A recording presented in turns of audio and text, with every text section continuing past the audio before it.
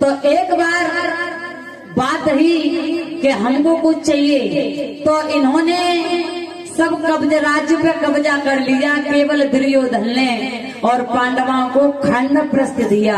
खांडवप्रस्थ को अपनी मेहनत मजदूरी से पांडवों ने इंद्रप्रस्थ बना लिया। बहुत सुंदर महल है, जहाँ पानी वहाँ मतलब प्लस्तर दिखाई दे, और जहाँ रंग भय रह तो वहाँ पानी जल दिखाई दे, जहाँ साफ था वहाँ अग्नि दिखाई दे। और भैया धृष्टराज का बेटा कौन था? दुर्योधन।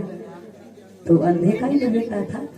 जब उनका उस नगरी का निर्माण हुआ तो वहाँ सभी लोग गए भैया, उसमें निमंत्रण दुर्योधन का भी आया, वो भी गया। जब वो गया तो उसे पता नहीं था, मतलब महल की बनावट ही कुछ अलग थी। जहाँ दीवार वहाँ दीवार न दिखाई दे, और जहाँ दीवार नहीं थी वहाँ दीवार दिखाई दे। तो वो बेचारा टक्करे सिखाते फिर महलों में। सो अचानक जा रहा था, अटारी पर द्रौपदी खड़ी, सुंदर से रंग फिरे थे, और उसमें ऊपर से लग रहा था कि रंग है, लेकिन उसमें अंदर जल था। जैसे ही वो रंग समझ के घुसा, तैसे ही पानी में गिर गया। द्रौपदी ने अटारी से हंस के ये कह दिया कि देवर, इसमें दोष आपका नहीं है, इसमें दोष आपका नहीं है। क्यों? अंधे के अंधे होते हैं। और जो ये शब्द कही, ये वाणी चुभ गई दुर्योधन को। कहने लगा हम अंधे के अंधे, और एकदम से भाग आया। अपने मामा शकुनी से कहा कि कोई ऐसा खेल खेला जाए कि हम नहले पे दहला दे सके। तो शकुनी ने झूठ मूठ का पहले जुआ 3 बार महाभारत में जुआ हुआ है, एक बार नहीं 3 बार हुआ है। एक बार शकुनी ने झूठा खेला, इसलिए पांडव मेरे कब्जे में आ जाएं। तो झूठा खेल करके पांडवों को जिता दिया। जब दूसरी बार खेला, उसी समय पांडवों को हरा दिया। जब हरा दिया तो सब कुछ हार गए, यहाँ तक कि अपनी धर्मपत्नी द्रौपदी को भी हार गई। और जब द्रौपदी को हारे तो अब दुर्योधन को मौका मिला, और कहने लगा कि भैया,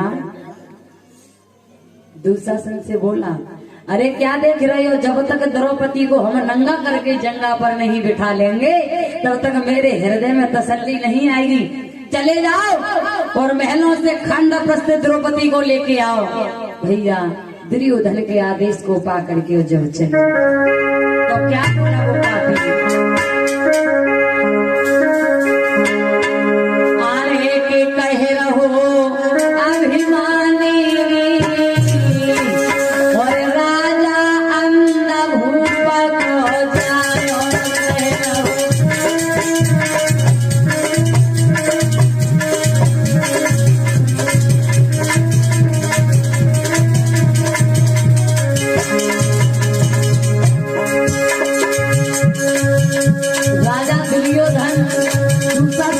भाई से बोला कि चले जाओ तुरंत, द्रौपदी को खींच के मेरी सभा में लेके आओ।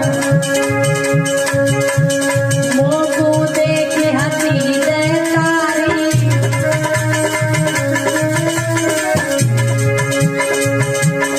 मोको देखे हंसी जयकारी, करने नहीं मेरी जानी,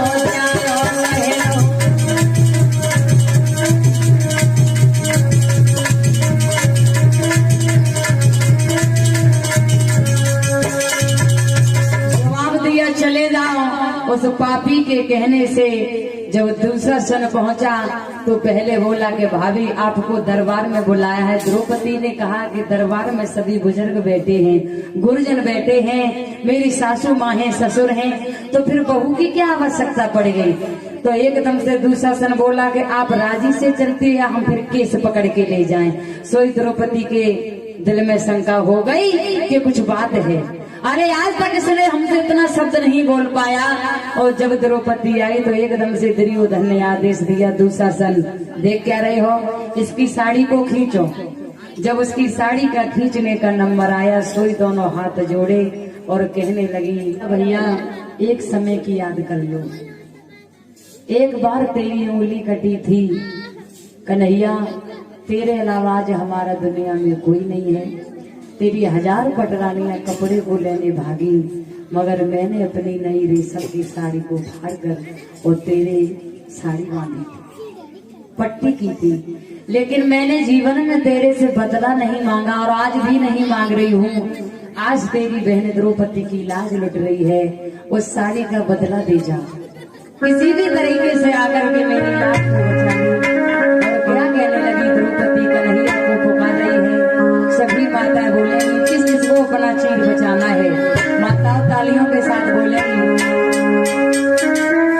कि कहाँ जा छुपे हो प्यारे कन्हैया, कहाँ जा छुपे हो प्यारे कन्हैया, यहाँ लाज मेरी लुटी जा रही है।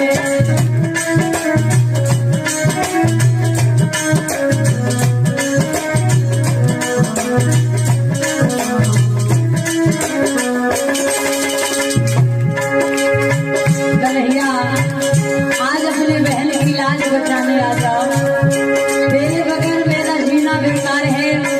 मेरी अगर लाज लुट गई, मेरे 5 पति मौन बैठे हैं, मुझे ये हार चुके हैं। कहाँ जा छुपे हो प्यारे कन्हैया, कहाँ जा छुपे हो प्यारे कन्हैया, यहाँ लाज मेरी लुटी जा रही है।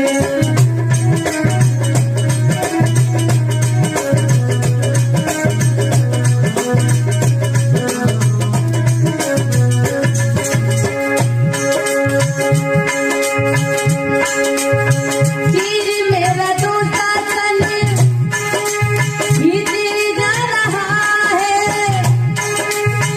कोई ना मुझको अपना नजर आ रहा है।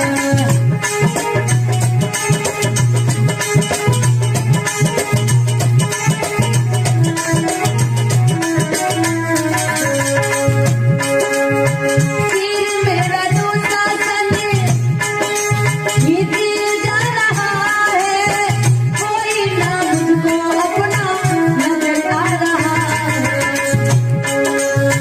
बैठे हैं और बुलाए, हंसी हो रही है, बैठे हैं और बुलाए, हंसी हो रही है, यहाँ लाज मेरी लुटी जा रही है।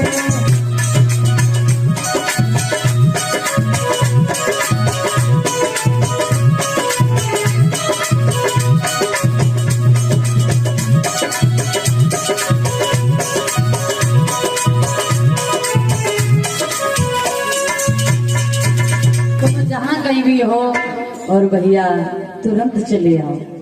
मेरे श्रोतागण बंधु, जैसे ही उन्होंने आवाज लगाई, लेकिन भगवान कन्हैया पौरी द्वारका में भोजन खाने के लिए जा रहे थे, मगर मुंह में निवाला नहीं जा रहा है। और रुक्मणी से बोले, रुक्मणी मुझे लगता है कि हमें कोई पुकार रहा है, मुझे लगता है कि मुझे कोई पुकार रहा है।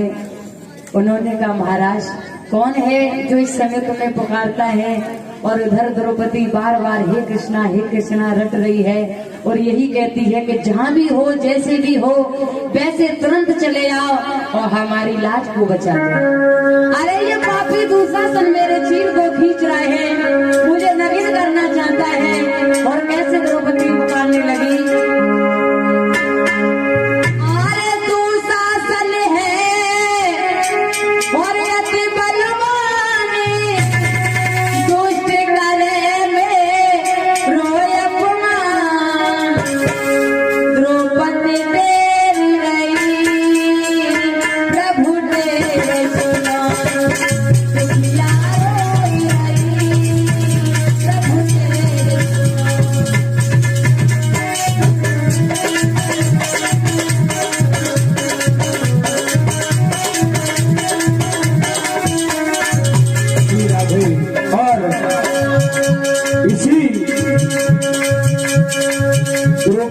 करोड़ों पुकार पर श्री अरविंद सेन जो कि न्यू मणि मंडली के सदस्य हैं, द्रौपदी की करोड़ों पुकार पर देते हैं। हे प्रभु कृपा करें। और कमेटी की ओर से भी बहुत बहुत धन्यवाद, हमारी ओर से धन्यवाद, व्यास जी महाराज की ओर से धन्यवाद। बहुत शुभकामनाएं हैं इस कमेटी को बहुत आगे जाए। बहुत बहुत धन्यवाद। श्री राधे। जवाब दिया द्रौपदी ने, ये पापी मेरे शीर को खींच रहा है कन्हैया, तू जहाँ भी हो मेरे पति की दुल्हन गुजारे, धुएं में सब त्योहार।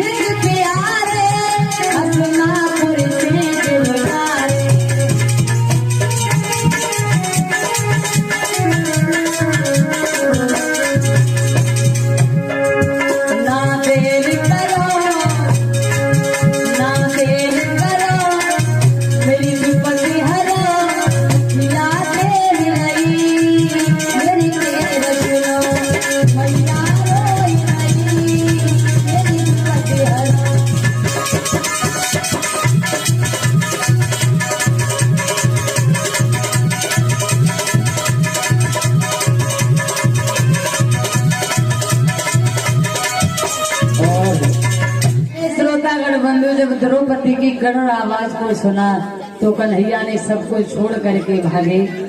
नंगे पायल धाई मुरारी, लीला सब दिखलाए डाली, भरी सभा के बीच सामने साड़ी तुरंत बढ़ाए डाली। जैसे ही साड़ी को बढ़ाया और द्रौपदी को नगिन होने से बचा लिया। अब द्रौपदी जब नगिन होने से बच जाती है, दुशासन की तब भूलने लगी कि ये चीर मीनों आ रहा है तो आ कहां से रहा है। ये सारे पूरे सभा के लोग समझ गए कि कुछ तो कारण है।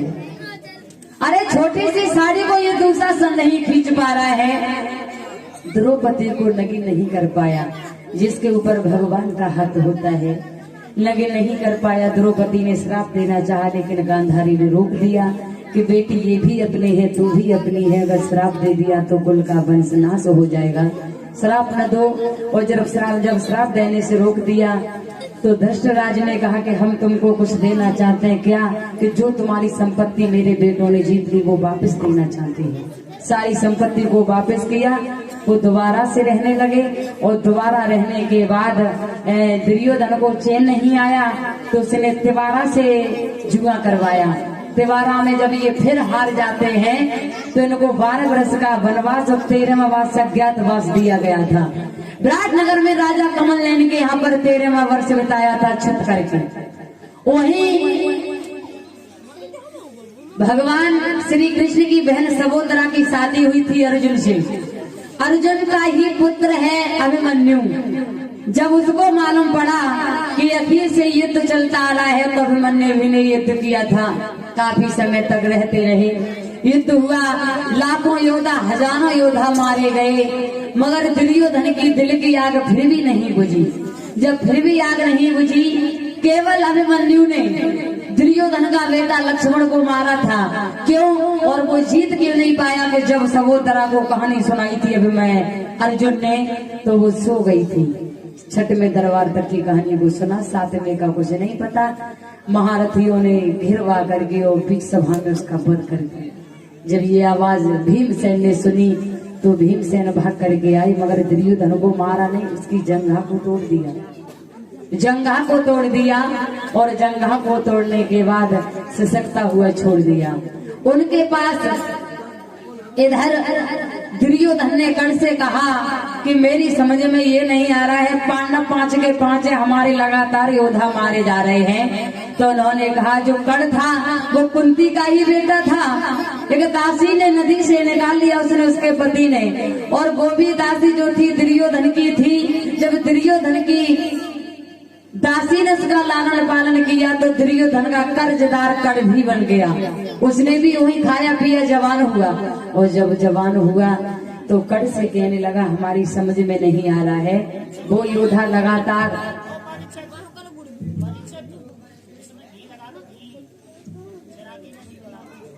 घी लगा दो घी इसमें। मेरे श्रोतागण बंधुओं, आज जो द्रौपदी की लाज बची, तो द्रौपदी की लाज की खुशी में बड़ा ही सुंदर कीर्तन बोलेंगे सभी भक्त मिलके। भगवान ने द्रौपदी की लाज को बचाया, सभी मिलके बोलेंगे बड़े खुश होकर के माता। क्या कहती हैं गोपियां भगवान कन्हैया के बारे में?